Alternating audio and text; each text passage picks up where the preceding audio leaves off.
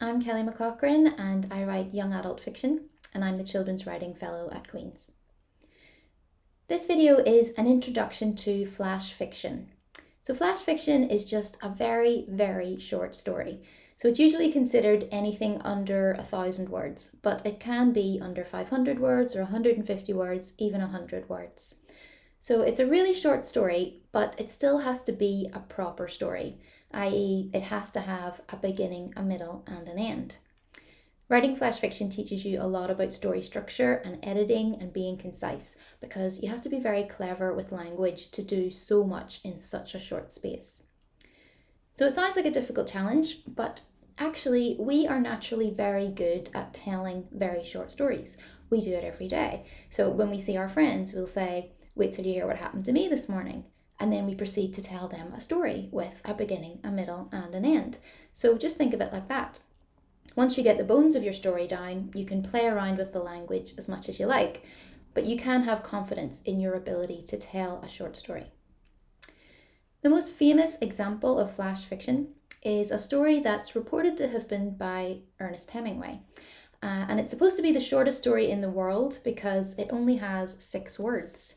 And this is it. For sale, baby shoes never worn. So 6 words is a bit extreme and you don't have to go that short, but this is a great example because it shows 4 really important things. So number 1, it shows that a story does not have to include lots of backstory or explain every thought in a character's head or what they had for breakfast. A short story is usually about one very specific event or one meaningful change in someone's life. And anything that isn't relevant to that event or that change has to be left out.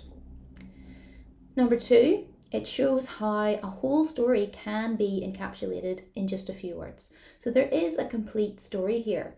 Everyone will imagine the details differently, but it is a whole story because it has a beginning, a middle, and an end. Number 3, it shows that the beginning, the middle, and the end don't have to be presented chronologically. So I feel like in terms of what actually happened to these people, the beginning of this story is baby shoes, because maybe they were expecting a baby and they bought shoes for it. The middle of the story is never worn, because something then happened that meant the baby never got to wear the shoes.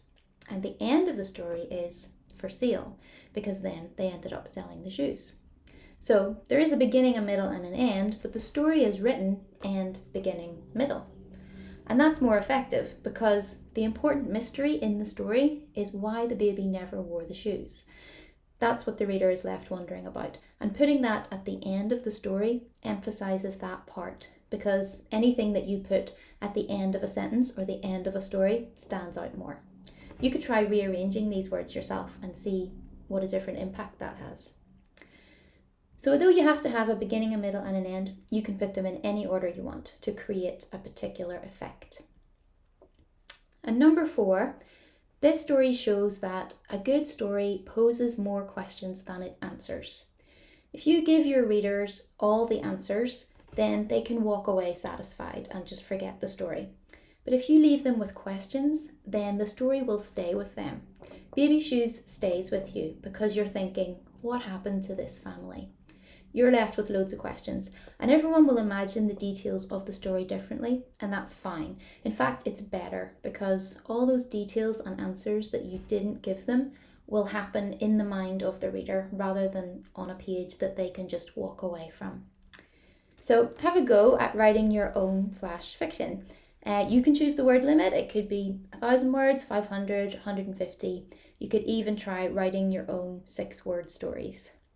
You'd think that writing something shorter would be easier, but it actually gets harder the shorter you go. But it's great practice and you'll learn a lot about writing from it. And it's a lot of fun. So enjoy.